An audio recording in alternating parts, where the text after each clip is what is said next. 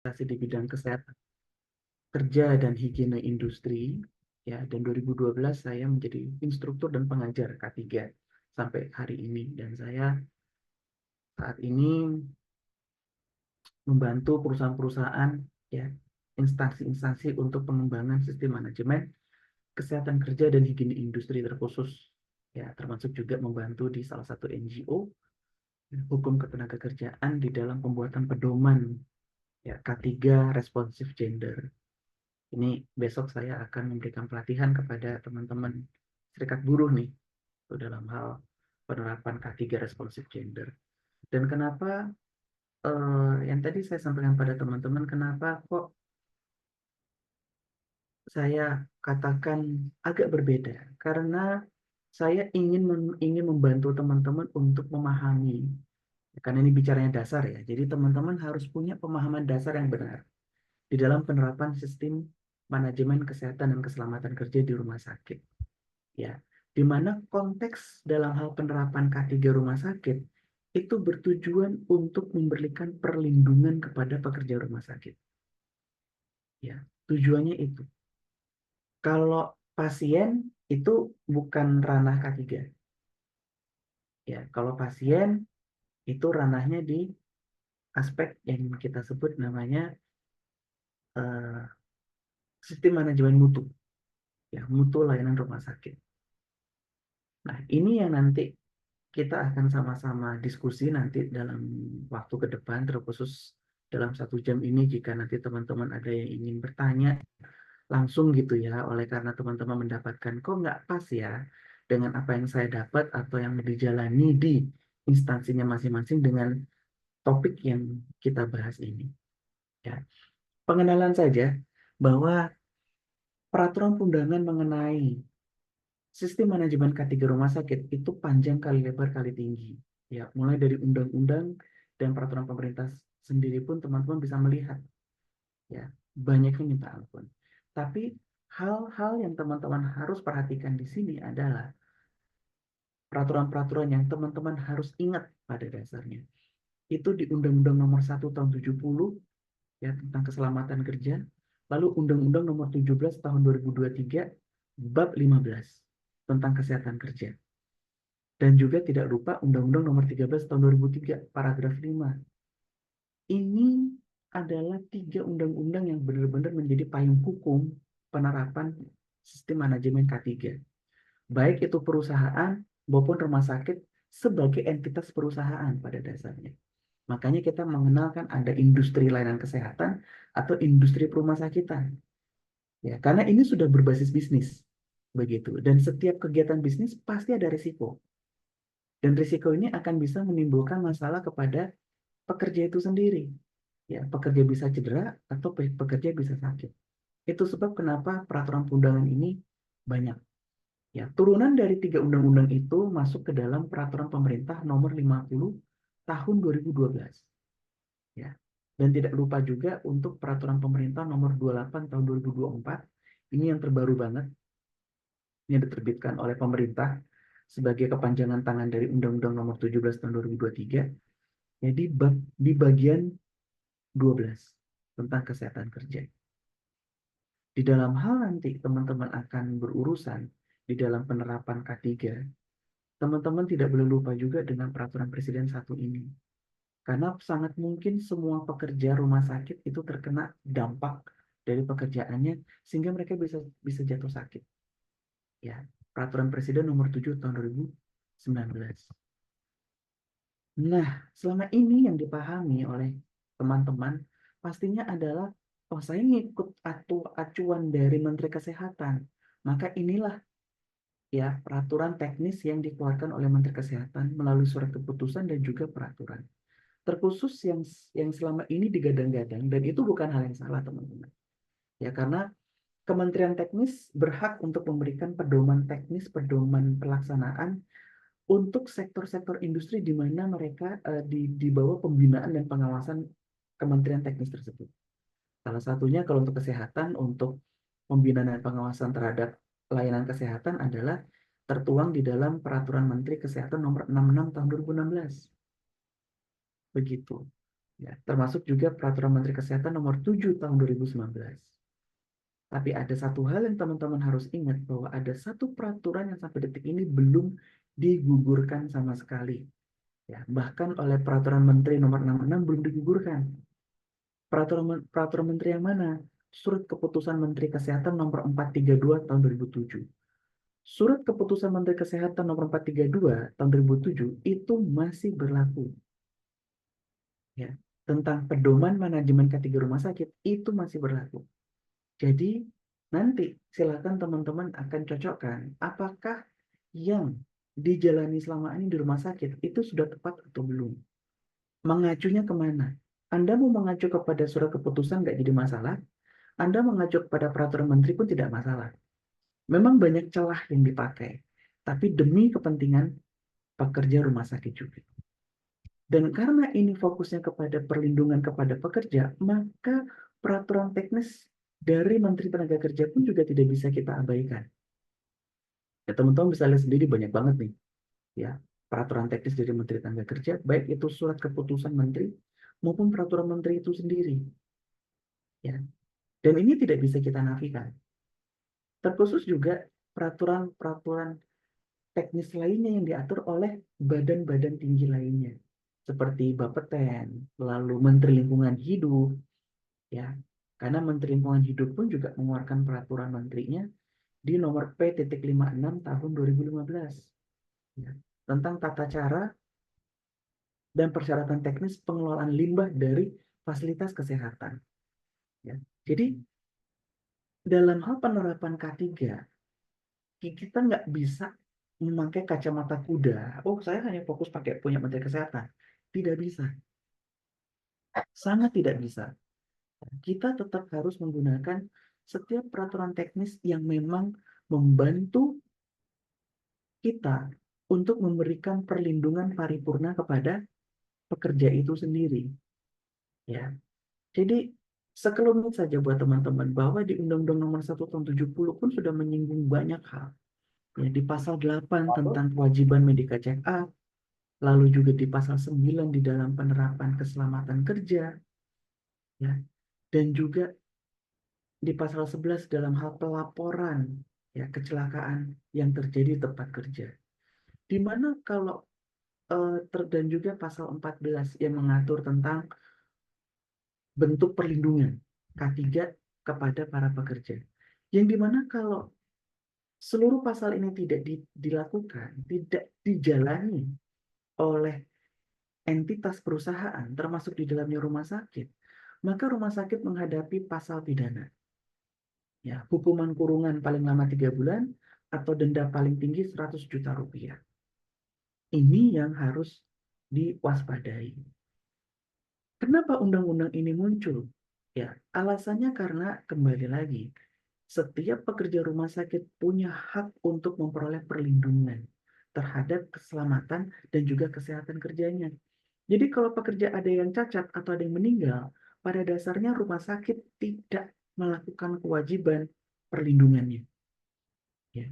Dan ini sudah dituangkan di dalam Undang-Undang Ketenagakerjaan, pasal 86 ayat 1. Dan dengan pemahaman tersebut, maka Undang-Undang Ketenagakerjaan meminta setiap perusahaan wajib menerapkan sistem manajemen keselamatan dan kesehatan kerja. Yang dimana kalau pasal 87 ini tidak dilakukan, maka sanksi administratif berlaku. Mulai dari teguran sampai pencabutan izin operasional rumah sakit. Ini yang harus dimengerti. Ya. Nah, dengan berbasis ini, ya, di mana di dalam Undang-Undang Kesehatan ditegaskan lagi dari tentang pasal kesehatan kerja di pasal 99 dan pasal 100, ya, maka dituangkan peraturan pemerintah nomor 50 tahun 2012 menegaskan kembali di dalam pasal 5 setiap perusahaan wajib menerapkan sistem manajemen K3, ya. Dan kewajiban ini berlaku untuk perusahaan dengan jumlah pekerja lebih minimal 100 orang atau perusahaannya yang punya tingkat potensi bahaya tinggi. Rumah sakit masuk dalam dua kategori ini. Ya. Terlepas nanti mungkin ada dari teman-teman rumah sakitnya jumlah pekerjanya kurang dari 100, tapi masuk di dalam kategori potensi bahaya tinggi. Bahaya tinggi apa? Kebakaran dan ledakan. Kenapa begitu? Sedikit nanti saya akan kasih tahu pada teman-teman. Ya, kenapa rumah sakit masuk dalam kategori industri dengan potensi bahaya tinggi. Dan dari peraturan pemerintah itu, barulah Menteri Kesehatan menuangkan peraturan Menteri.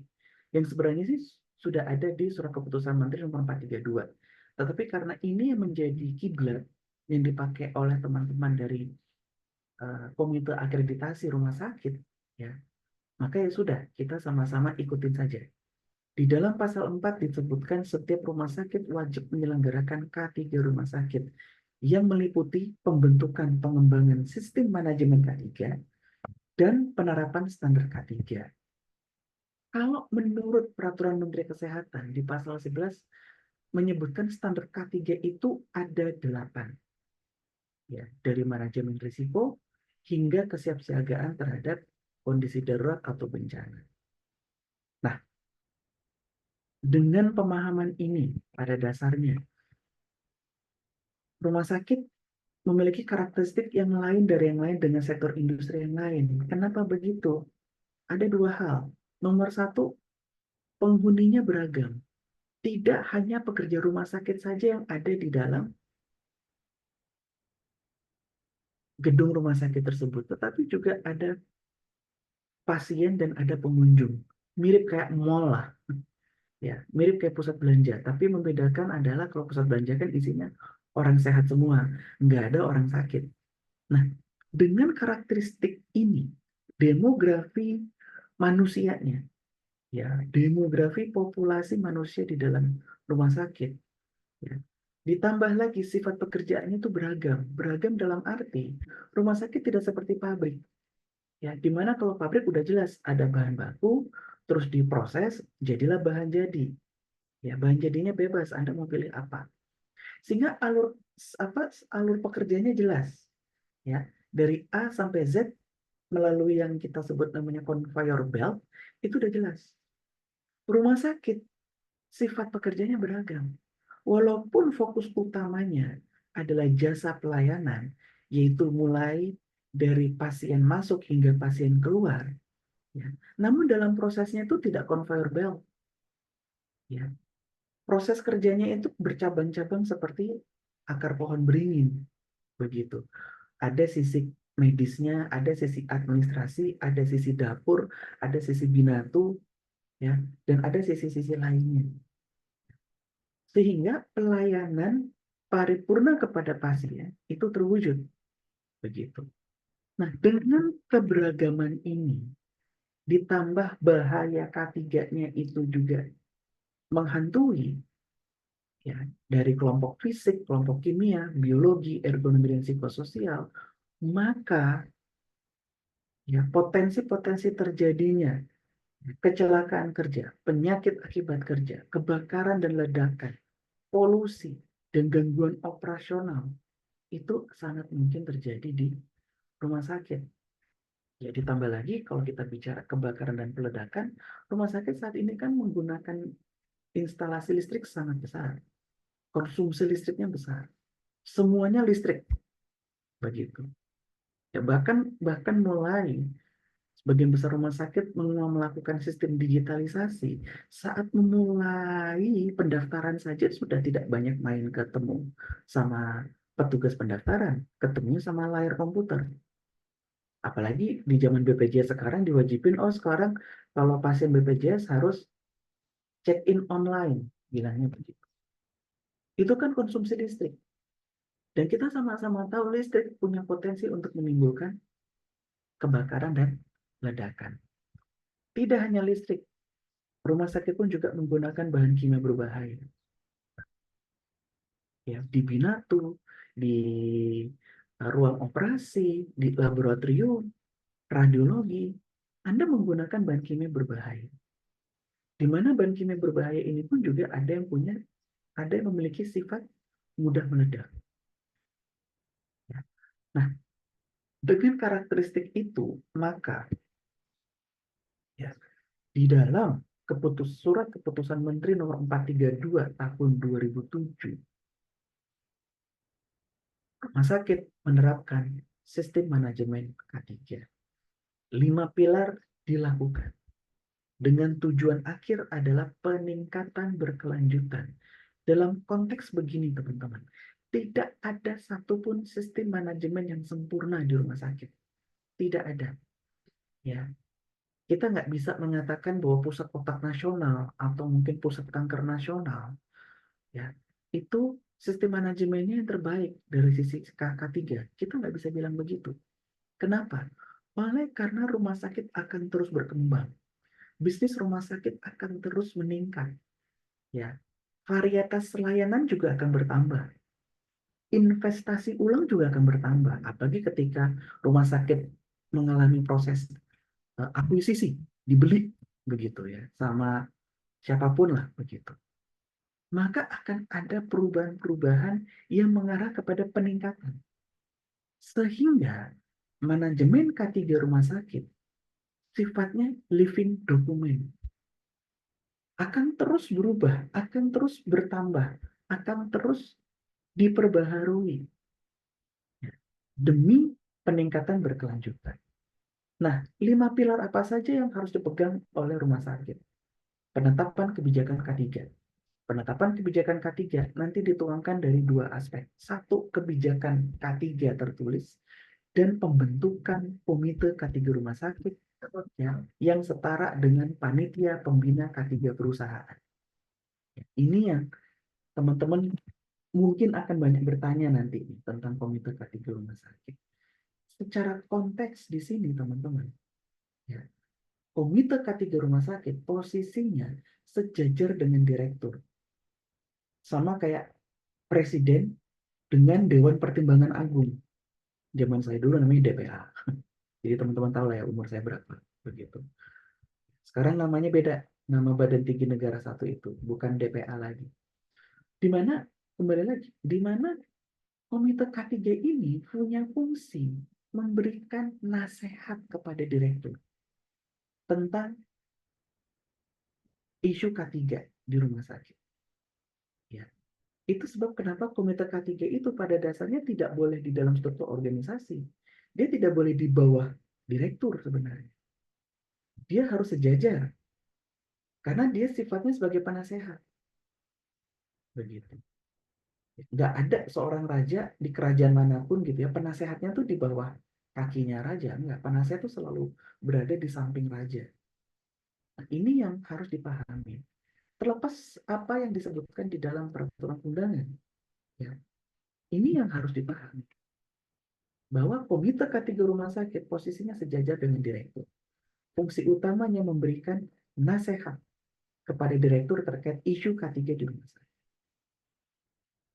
Dari pilar pertama masuk ke pilar kedua, yaitu kita melakukan perencanaan K3.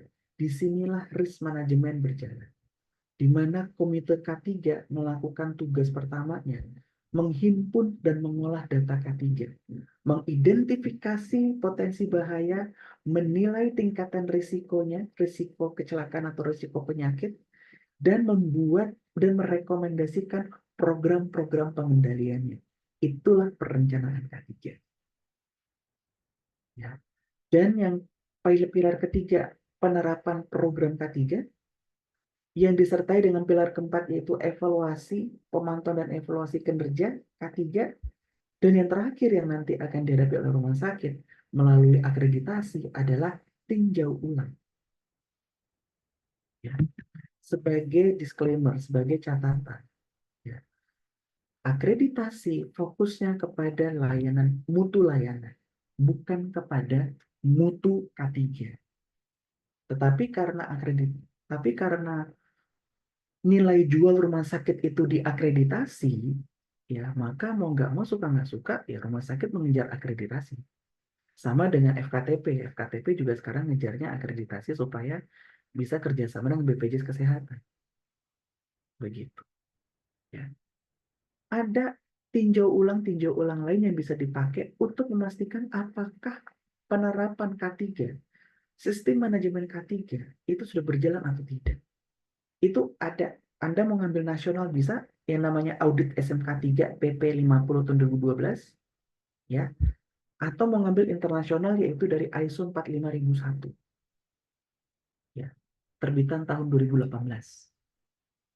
Ya, itu yang bisa dipilih sebenarnya. Kalau kita berbicara dalam hal evaluasi diri nih, kita sudah melakukan penerapan sistem manajemen K3 udah bener apa enggak, begitu kan? Nah, kembali lagi, tadi di awal saya sudah singgung bahwa wujud nyata dari pilar pertama tadi adalah pembentukan komite K3 rumah sakit. Tugas utama dia memberikan saran dan pertimbangan, baik diminta atau nggak diminta tuh, kepada manajemen rumah sakit. Di mana unsurnya terdiri dari ketua, sekretaris, dan anggota. Ketua komite K3 baiknya adalah direktur atau orang kedua direktur. Direktur pelayanan, direktur penunjang medis mungkin. Atau mungkin kalau ada direktur K3 rumah sakit, direktur K3 rumah sakit ya.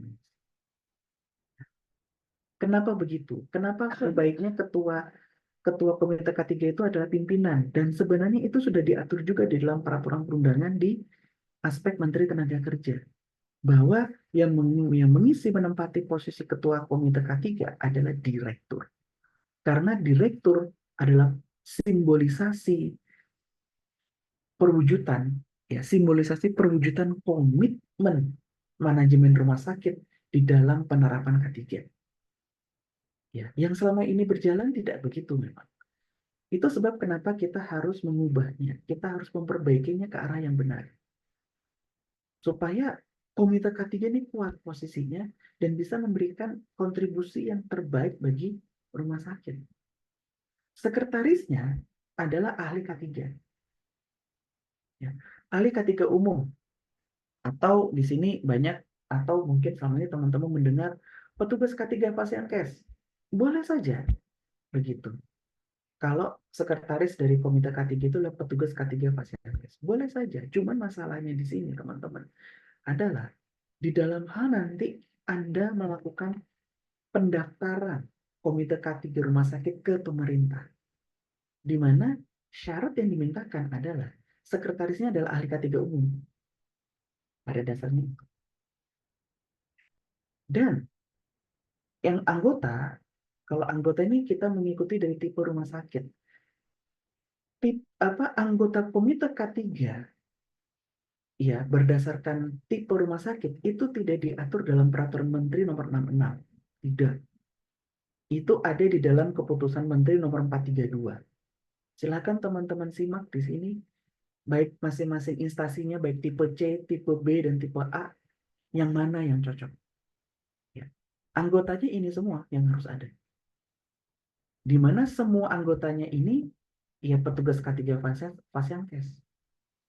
Artinya apa? Artinya mereka ini juga harus mengerti dengan tentang K3, teman-teman. Pada dasarnya.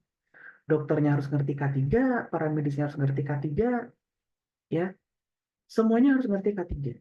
Makanya mereka harus dapat sertifikasi. Sertifikasi yang berlaku adalah BNSP punya. Begitu.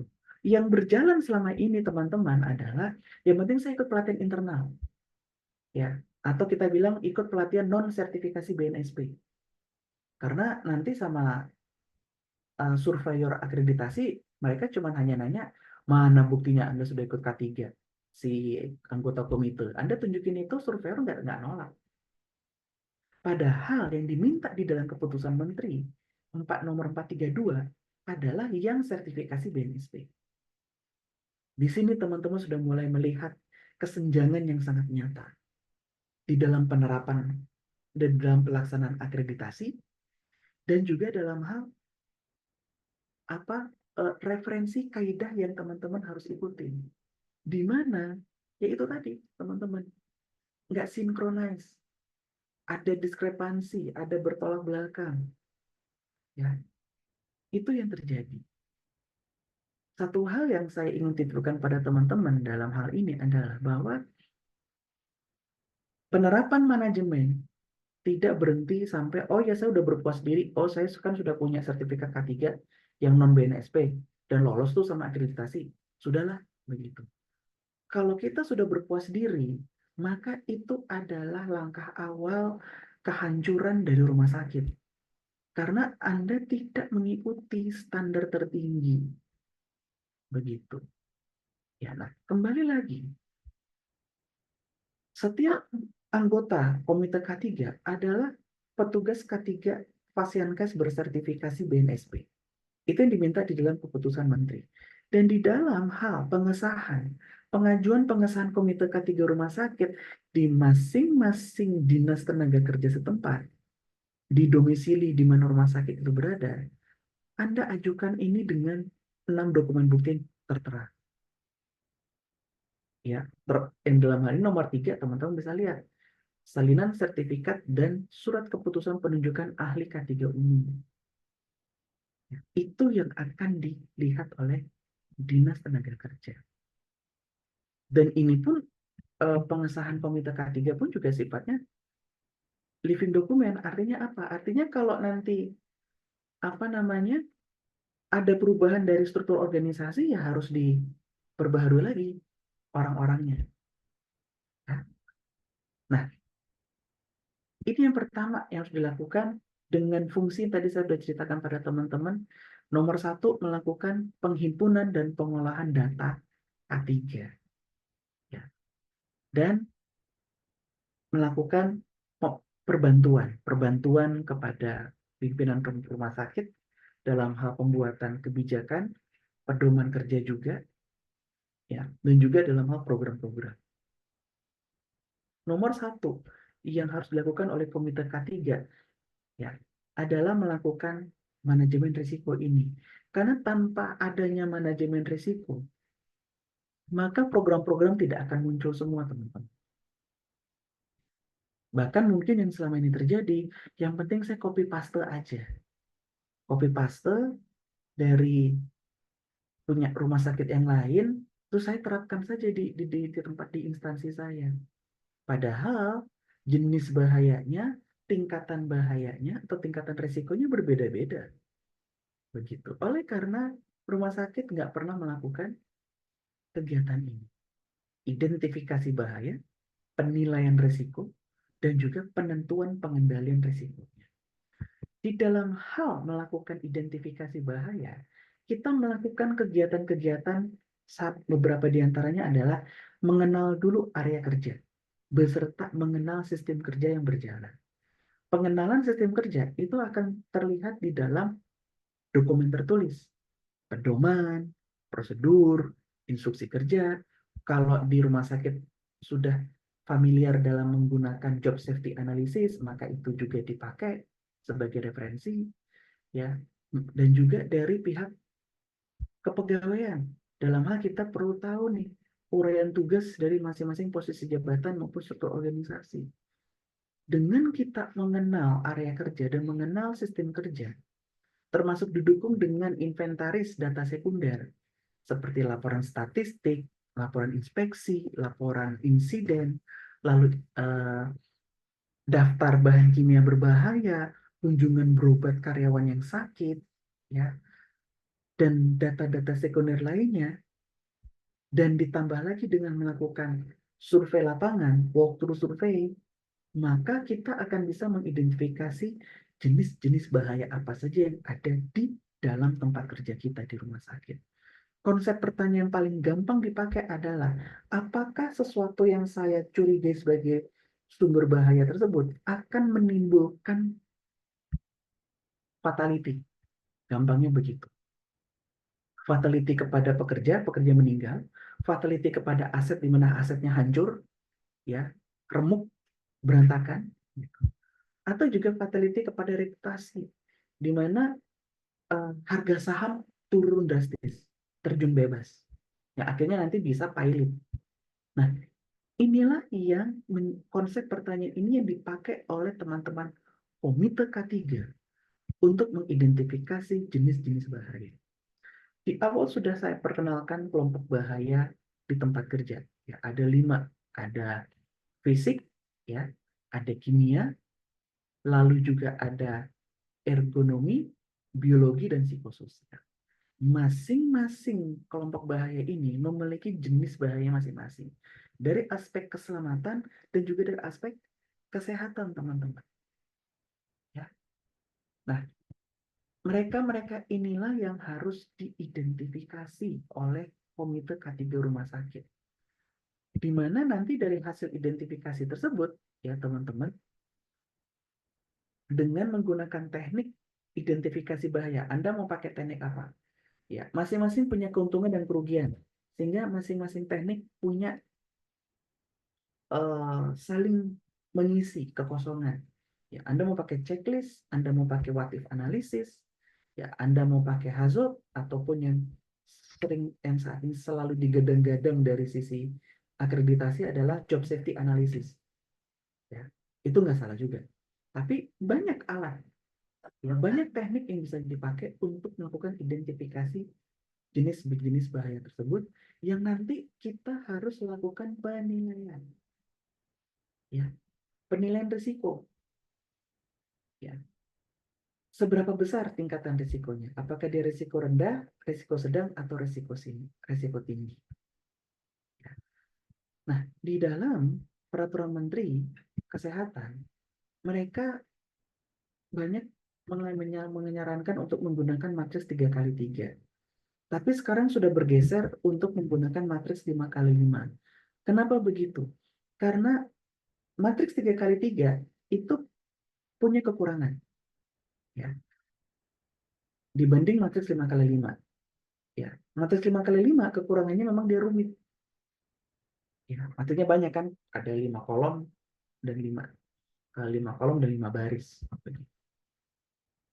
Sehingga apapun yang kita pakai, yang terpenting di sini adalah kita bisa pertanggungjawabkan itu.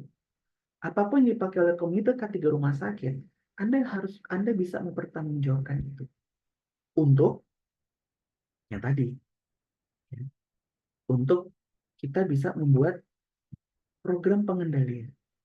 Program pengendalian yang dibuat itu harus mengacu kepada hierarki pengendalian risiko atau piramida pengendalian risiko. Mulai dari eliminasi bahaya hingga penggunaan APD supaya risiko itu kecil. Dampak dari terjadinya risiko itu kecil. Nah, ini yang nanti dituangkan oleh Komite K3 di dalam tabel ini. Ini sifatnya generik ya, teman-teman. Mungkin di tempat teman-teman di rumah sakit memiliki format yang agak berbeda. Tidak jadi masalah. Yang terpenting di sini, teman-teman, adalah yang terpenting di sini adalah formatnya bisa dipakai dan bisa dibaca dan dimengerti oleh siapapun pembacanya.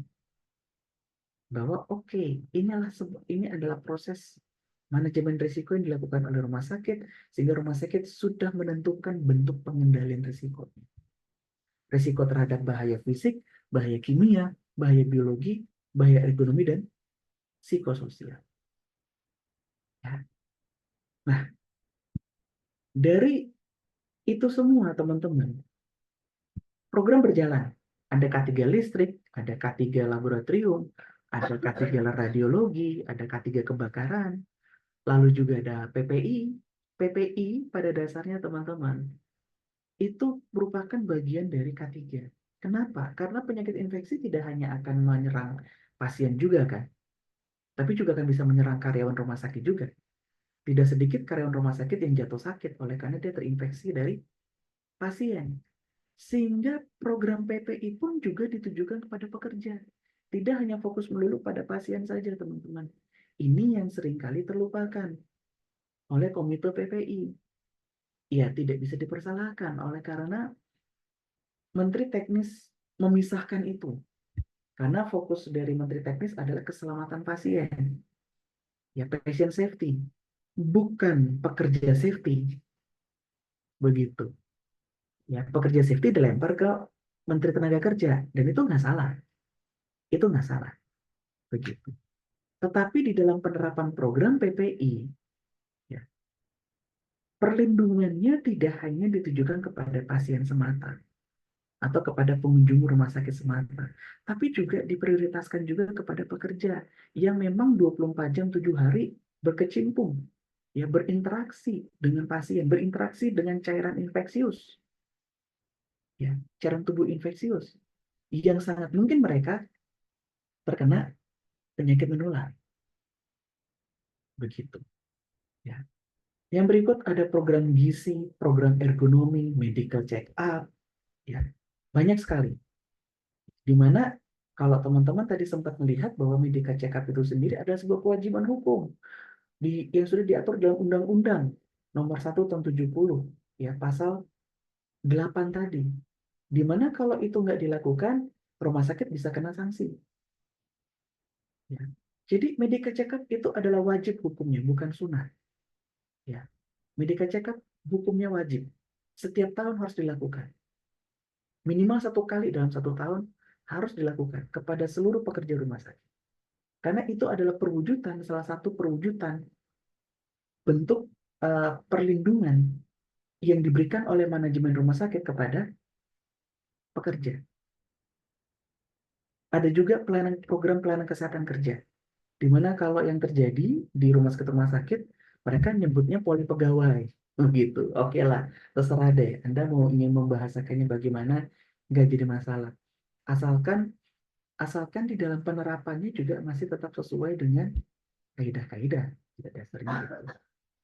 Nah, ketika semua program-program ini sudah dilakukan, ya teman-temannya, sudah dilakukan atau dijalankan, maka kita pengen tahu dong, apakah program ini eh, berjalan nggak? Sesuai dengan tujuan tidak? Atau mungkin ada kecenderungan rutinitas. Hanya demi legal compliance, hanya demi kepatuhan saja, saya melakukan program-program ini. Sehingga tanpa sadar mungkin pelaksanaan programnya menyimpang. Di sini pentingnya melakukan inspeksi. Ya. Inspeksi secara umum tujuannya adalah untuk mencegah adanya, ya, tindakan-tindakan yang tidak aman, dan juga mengetahui sedini mungkin kalau ada sumber-sumber bahaya, baik itu perilaku kerja yang tidak aman atau kondisi lingkungan kerja yang tidak aman, yang bisa menjadi alat bagi manajemen untuk pemeliharaan tingkat produktivitas dan efisiensi. Ini penting. Inspeksi K3 harus dilakukan secara berkala. Ya, rutin berkala itu Anda mau melakukan rutin setiap hari atau Anda sudah jadwalkan secara berkala, ya itu bisa. Dan inspeksi ini pun bisa dilakukan oleh pihak luar juga, tergantung. Ya, tergantung kebutuhannya. Apakah rumah sakit memang ada kepentingan untuk mengambil sertifikasi audit tertentu, gitu ya, audit SMK 3, audit ISO 45001, atau juga untuk persiapan akreditasi. Maka inspeksi berkala dijadwalkan. Ada juga inspeksi khusus. Inspeksi khusus ini dilakukan kalau ada pelaporan. Biasanya begitu yang dilakukan selama ini. Nah, dengan berbekal form ini, teman-teman, maka kita akan bisa tahu nih, ada temuan-temuan apa saja, perilaku kerja yang tidak aman apa saja, atau kondisi lingkungan kerja yang tidak aman apa saja, yang harus segera ditindaklanjuti. Supaya dia tidak akan jatuh dalam kondisi accident atau insiden. Dan ini harus direkam, harus tertulis, dan harus ada tenggat waktunya juga, supaya kita bisa tahu, bisa juga memilah, memastikan ya, apakah siapa namanya, temuan tersebut itu memang harus diselesaikan hingga ke tingkat direksi atau tidak. Makanya harus ada tenggat waktu, ada alat ukur, ada nilai ukur yang dipakai supaya kita bisa mengukur diri juga sampai sejauh mana, ya, keberhasilan atau kepatuhan penerapan program K3 di tempat kita. Dan nanti saat nanti rumah sakit akan menghadapi akreditasi, ya, yang mengacu kepada Dasar hukum ini saya mungkin nggak akan singgung panjang lebar ya teman-teman ya. Saya juga nggak mau singgung ya. Termasuk yang dimana nanti akreditasi ini dilakukan oleh salah satu dari 5 lembaga ini yang sudah diakui oleh pemerintah sebagai lembaga pelaksana akreditasi rumah sakit, ya, di mana di dalam standar akreditasi rumah sakit K3 itu dimasukkan ke dalam sub apa kelompok manajemen rumah sakit bab 3, manajemen fasilitas dan keselamatan. Yang nggak salah juga ya. Tapi sebenarnya yang difokuskan dari sisi bab 3 ini sebenarnya bukan kepada pekerja, teman-teman, tapi keamanan fasilitas rumah sakit terhadap untuk memberikan perlindungan kepada pasien. Begitu. Sebenarnya. Cuman ini menjadi agak tumpang tindih, jadi redundant karena karena eh, lembaga apa komite akreditasinya males. Sejujurnya, komite akreditasi pengennya yang penting ini sudah ada, saya tempelin aja K3 gitu. Padahal ini nggak bisa ditempel. Harus terpisah dari manajemen fasilitas dan keselamatan. Harus beda sendiri, harus ada bab 8 gitu.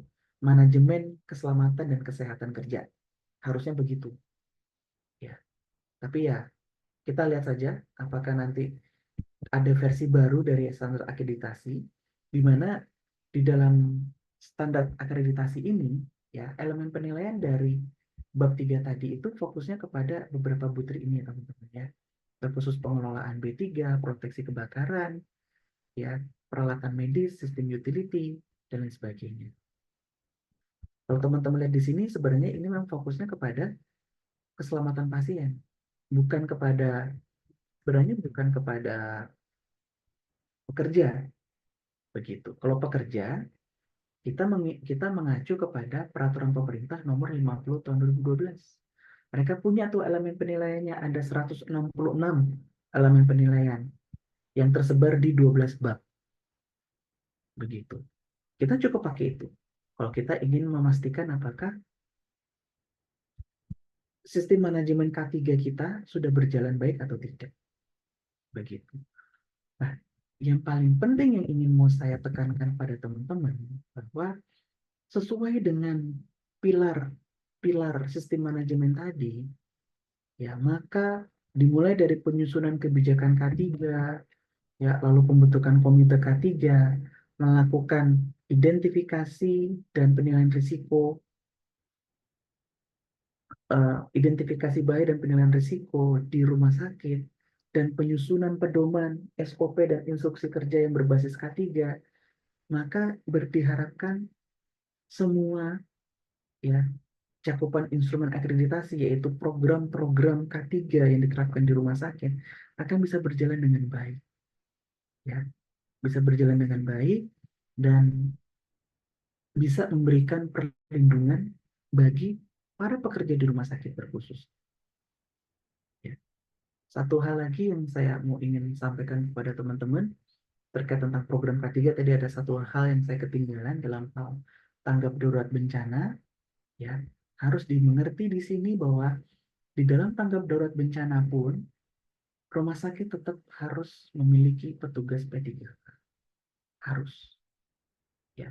Tidak hanya petugas damkar saja yang harus dimiliki oleh rumah sakit untuk mengatasi kebakaran, tapi juga petugas P3K dimiliki oleh rumah sakit untuk menolong korban. Korban di sini bukanlah pasien, teman-teman. Ya, bukan pasien. Korban di sini adalah orang sehat, pengunjung rumah sakit, tamu rumah sakit, begitu ya. Atau mungkin pekerja rumah sakit yang tiba-tiba mengalami cedera serius atau penyakit serius saat bekerja. Nah, disinilah peranan petugas P3K hadir untuk menolong korban tersebut, untuk memberikan pertolongan pertama, dan nanti mengevakuasi korban ke fasilitas kesehatan tertinggi. Dalam hal ini Anda langsung bisa bawa ke UGD, gampangnya begitu. Enaknya rumah sakit, dokternya ada semua. Beda sama pabrik. Kalau pabrik mau tidak mau suka tidak suka, Anda harus mengevakuasi korban dari tempat pabrik ke rumah sakit. Begitu. Kenapa petugas P3K ini harus ada? Karena diwajibkan oleh peraturan perundangan. Intinya itu. Ya, diwajibkan. Jadi mau tidak mau, suka tidak suka, rumah sakit harus punya petugas P3K, harus punya petugas dan pemadam kebakaran yang nanti masuk di dalam struktur organisasi tanggap darurat bencana rumah sakit. Ya. Nah, itu yang bisa saya bagikan kepada teman-teman di pagi hari ini. Ya, ternyata tidak sampai 1 jam, sehingga kita masih punya banyak waktu untuk kita bisa berdiskusi ya, dengan teman-teman di pagi hari ini. Ya. Silakan teman-teman kalau ada dari teman-teman yang ingin bertanya ataupun berdiskusi, atau mungkin kalau membedah kasus pun juga nggak jadi masalah dalam hal penerapan ya sistem manajemen K3 di rumah sakit. Untuk layar dan waktu saya kembalikan ke Mas Febri. Baik, rekan-rekan, ada yang mau ditanyakan kepada Dr. Wendri terkait dengan K3RS tadi? Silakan, karena waktu masih cukup banyak ya. Mungkin bisa sharing-sharing di tempat kerjanya, mungkin kepada Dr. Wendri, silakan. Mungkin nanti bisa dibantu jawab sama Dr. Wendri. Silakan rekan-rekan yang ingin bertanya atau sharing-sharing, saya persilakan untuk bertanya.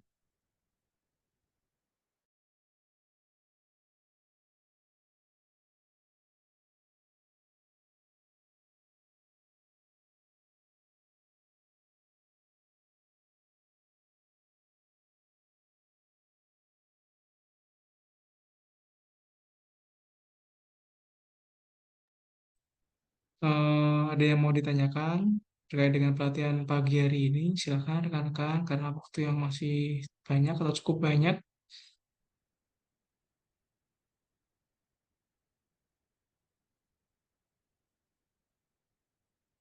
Baik, jika tidak ada, saya akan memberikan informasi terkait dengan pelatihan pada pagi hari ini ya, rekan semuanya. Pelatihan pada hari ini nanti setelah pelatihan akan mendapatkan sertifikat yang akan dikirimkan melalui email ke teman-teman masing-masing. Dan juga jika teman-teman ingin mendalami mengenai K3 seperti yang tadi Dr. Wendri sampaikan, ada beberapa pelatihan yaitu sertifikasi Kemenaker maupun pelatihan BNSP. Nanti teman-teman bisa diakui melalui sertifikat tersebut atau mendapatkan lisensi dari sertifikat tersebut. Baik teman-teman, Dr. Wendri sudah mengirimkan materi ya dokter ini. Nah, baik, teman-teman bisa mendownloadnya di bagian chat ya, sudah dikirimkan oleh Dr. Wendri terkait dengan materi pada pagi hari ini. Jika ingin memperdalam ilmu K3, bisa menghubungi saya sendiri sebagai PSC. Jika tidak ada pertanyaan maupun sharing-sharing dari rekan-rekan, oh ini ada pertanyaan Bapak. Ini dari Kak Arifin di bagian chat, dokter bisa dilihat. Ya, ini teman-teman tidak perlu, jangan terjebak dengan narasi. Ya, Hira RC dan Hira DC itu pada prinsipnya sama. Ya, dikatakan metode dan metode atau formulir dengan singkatan yang beragam itu memang satu hal yang benar. Ya, oleh karena apa? Oleh karena masing-masing punya referensinya masing-masing. Referensinya berbeda-beda. Ada kalau Hira RC itu biasa kita pakai itu karena referensinya dari Amerika, dari Occupational Safety and Health Agency. Singkatannya dari Hazard Identification, Risk Assessment, dan Risk Control. Ya, jadi itu prosesnya sama dengan Hira DC. Kalau Hira DC itu bedanya di DC-nya itu singkatan dari Determining Control. Itu istilahnya Eropa punya. European Safety Council, mereka menggunakan istilah Hira DC. Ya. Apakah secara metode berbeda? Pada dasarnya tidak. Ya. Kita sama-sama, baik Hira RC dan Hira DC, kita sama-sama mengidentifikasi bahaya. Ada apa di tempat kerja saya? Ya, ada bahaya fisik apa? Ada nggak kebisingan? Ada nggak debu? Ada nggak pekerjaan di ketinggian? Ada nggak alat berat? Itu fisik. Ada nggak bahaya kimia di tempat kerja? Mudah terbakar, mudah meledak, korosif, iritasi, ya, penyebab kanker, penyebab kecacatan janin, ya, pencemaran lingkungan.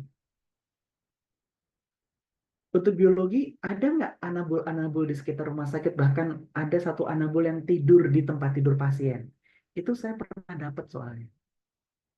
Zaman saya dulu di satu rumah sakit umum daerah di Provinsi Jawa Barat, itu pas lagi berusaha menolong ibu melahirkan itu ada kucing nangkring aja di tempat tidur gitu. Ya, sambil pelototin liatin nih ngapain sih nih orang satu nih. Kalau bahasa zaman sekarang kan nih babu satu ngapain sih gangguin saya tidur gitu majikan. Ya, di mana kehadiran hewan-hewan liar itu berbahaya. Berbahaya bagi keselamatan, berbahaya bagi kesehatan. Disinilah kita harus bisa identifikasi. Ergonomi dalam hal bagaimana postur kerja, posisi janggal, visual display terminal, gerakan berulang. Apakah itu menimbulkan cedera tidak? Atau penyakit tidak kepada para pekerja? Dan juga psikososial. Psikososial nggak usah ditanya. Sumber bahaya rumah sakit itu udah jelas dari pasien. Mulai dari pasien brengsek sampai pasien hostile itu ada. Ya, nggak hanya cukup dari karyawan atau atasannya hostile nggak cukup. Pasien hostile ada. Nah, itu kita harus identifikasi.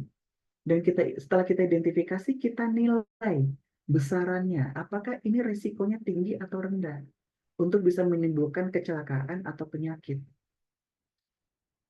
Untuk yang masuk dalam kategori risiko tinggi berdasarkan penilaian tersebut, barulah kita menentukan bentuk pengendaliannya bagaimana. Apakah kita mengeliminasi, atau kita mensubstitusi, atau kita menggunakan pendekatan engineering untuk mengendalikannya, atau kita pendekatan administratif, kita ubah prosedur, kita ubah cara kerja, kita berikan pendidikan dan pelatihan bagi para pekerja rumah sakit tentang bagaimana bekerja aman dan bekerja sehat. Dan pemberian alat pelindung diri untuk melindungi pekerja supaya pekerja tidak mati langsung kalau kena resikonya gitu loh. Ibarat kata nih, kalau ada pekerja yang kena sengatan listrik nggak langsung mati dulu gitu. Kenapa? Karena dia sudah ada alat pelindung diri yang dipakai. Ya, walaupun sumber bahaya masih ada. Nah, jadi baik HIRA RC dan HIRA DC pada prinsipnya sama. Ya, pada prinsipnya sama. Yang penting Anda mengidentifikasi, Anda menilai, dan Anda menyusun bentuk pengendaliannya. Dan itu nanti dituangkan di dalam pedoman, prosedur, atau instruksi kerja berbasis K3. Dan Anda terapkan itu. Mudah-mudahan bisa menjawab ya, Mas Arifin ya. Kalau masih belum yakin, belum jelas, silakan. Mau langsung open mic juga nggak apa-apa. Silakan rekan-rekan, tadi mungkin ada yang perlu ditanyakan terkait materi pemaparan yang kurang jelas, bisa ditanyakan lebih detail lagi kepada Dr. Wendri. Silakan rekan-rekan yang ingin mau bertanya. Saya berikan waktu.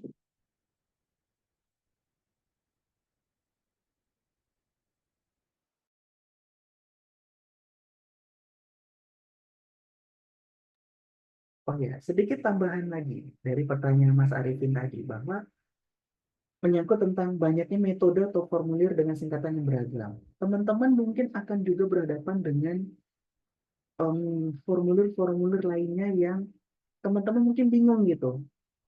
Nah, apa sih bedanya? Apa sih kok saya harus melakukan itu?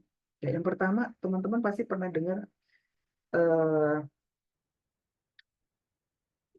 apa namanya? Saya hampir lupa lagi istilahnya.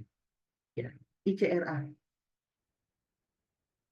Infectious Control and Risk Assessment.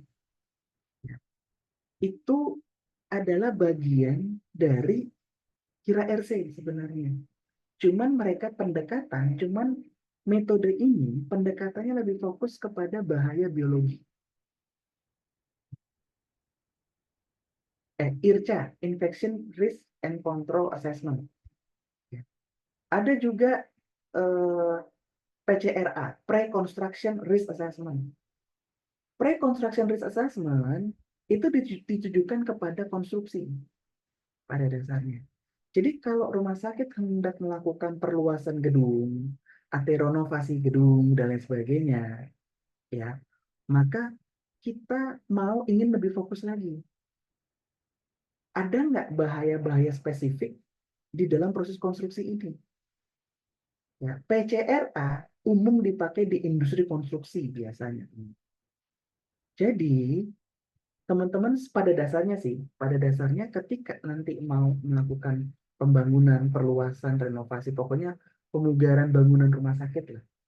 Dan Anda udah menunjuk Anda melakukan tender gitu, tender kepada para vendor konstruksi. Mintakan mereka melakukan PCRA dulu. Mereka melakukan. Baiknya begitu. Kenapa? Karena mereka lebih ngerti dari sisi konstruksi dibanding teman-teman yang fokusnya kepada hospital service. Itu juga bagian dari HIRA RC. Kalau PCRA, di mana PCRA itu fokusnya kepada bahaya spesifik di konstruksi. Ya. IRCA, identifikasi bahaya berfokus kepada bahaya biologi. Ada juga satu lagi namanya HVA, Hazard Vulnerability Assessment, atau kajian kerentanan bahaya.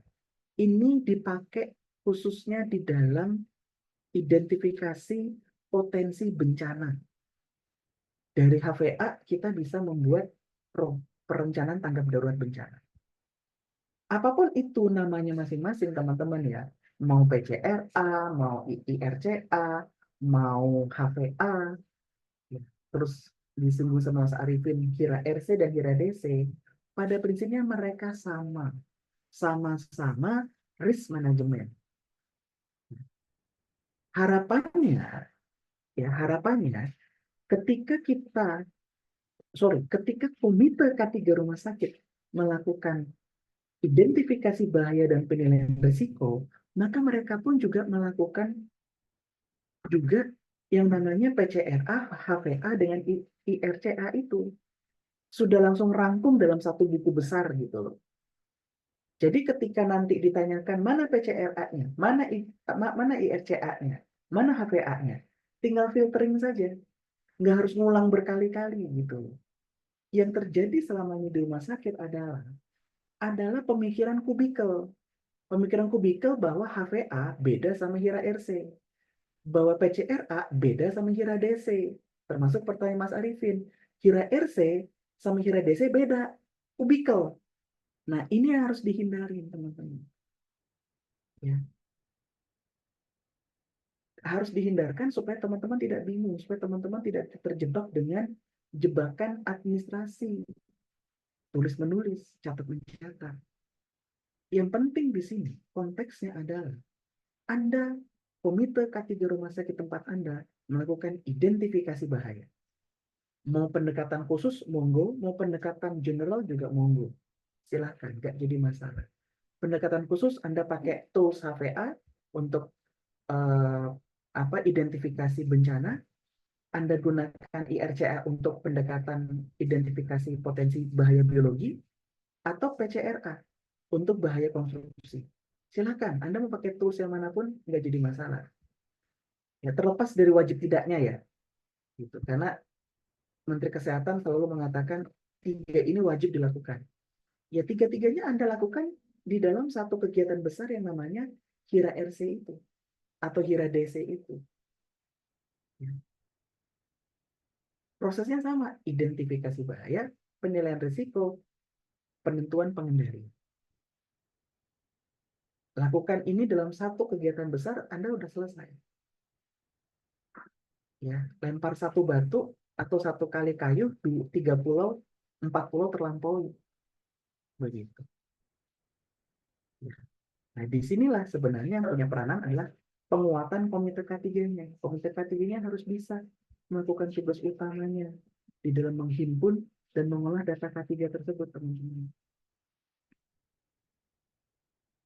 Mudah-mudahan bisa memberikan pencerahan ya kepada teman-teman terkait tentang manajemen risiko ini.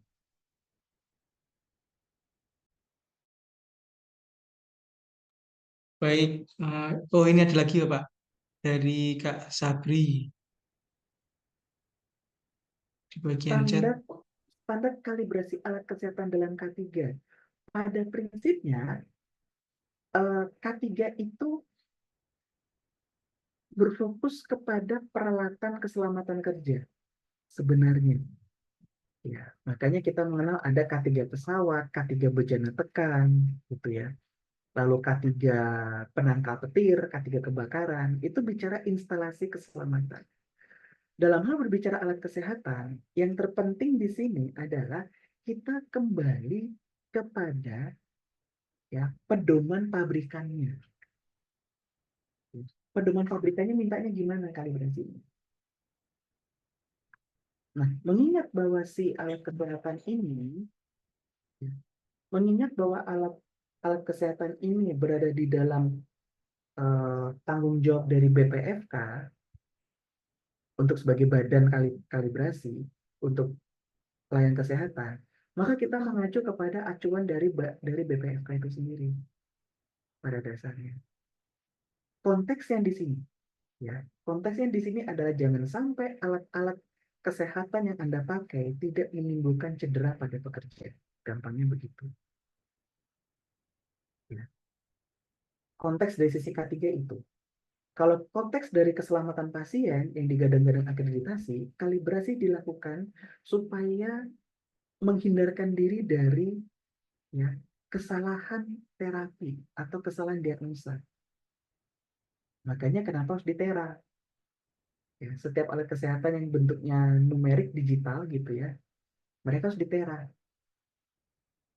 supaya zeroingnya tepat begitu.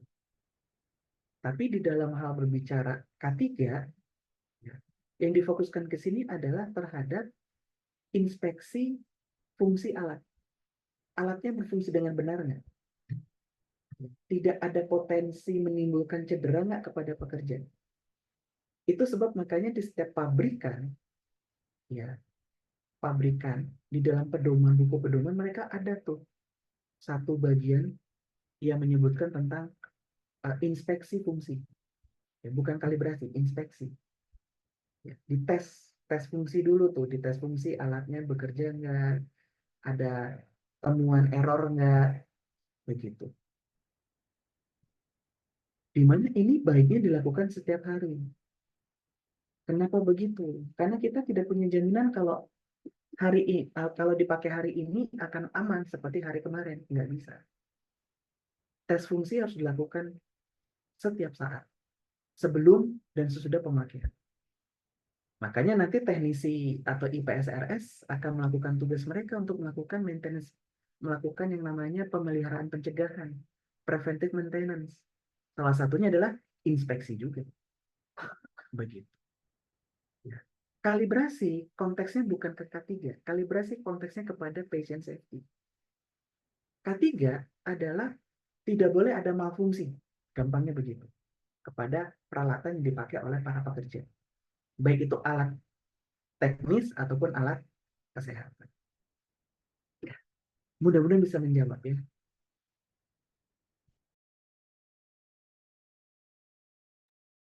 Baik, silakan rekan-rekan yang mau ditanyakan lagi kepada Dr. Wendri, pengalaman di tempat kerja maupun pengalaman di mana gitu, bisa ditanyakan kepada Dr. Wendri ya terkait dengan pelatihan pada pagi hari ini.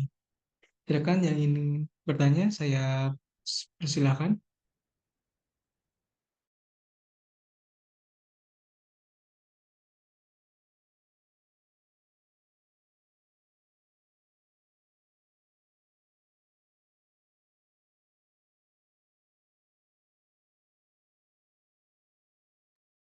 Baik, jika tidak ada yang mau ditanyakan lagi dari pemaparan Dr. Wendri, eh, kita, saya tutup. Mungkin bisa izin dokter, kita bisa sesi dokumentasi terlebih dahulu.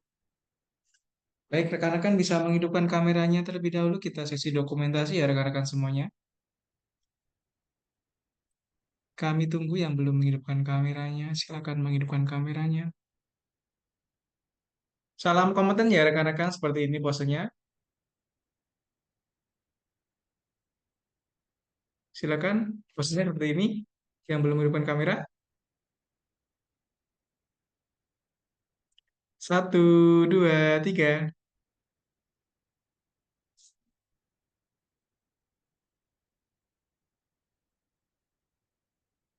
Bisa diulangi lagi Bapak? Mohon izin. Ada yang belum ikut? Satu, dua, tiga. Baik, terima kasih. Terima kasih Dokter Wendri. Semoga dari dokter pemaparan tadi dapat bermanfaat bagi kita semua ya dokter. Baik dokter, semoga kita dapat bertemu di lain kesempatan ya dokter. Nanti terkait dengan nanti izin dokter saya nanti minta parafnya ya nanti melalui WhatsApp ya dokter. Baik, terima kasih dokter Wendri. Semoga kita dapat bertemu di lain kesempatan ya dokter. Terima kasih.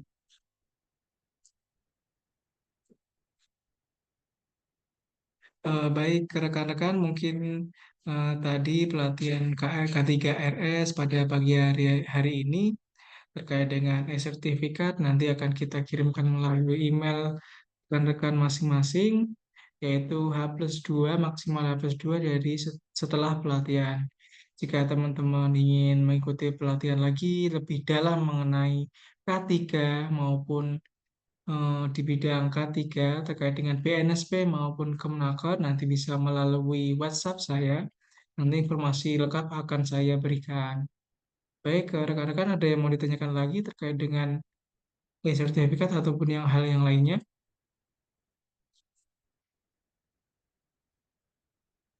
Baik, jika tidak ada yang mau ditanyakan lagi, saya tutup pada webinar pada pagi hari ini. Terima kasih. Selamat siang. Wassalamualaikum warahmatullahi wabarakatuh. Terima kasih teman-teman semuanya.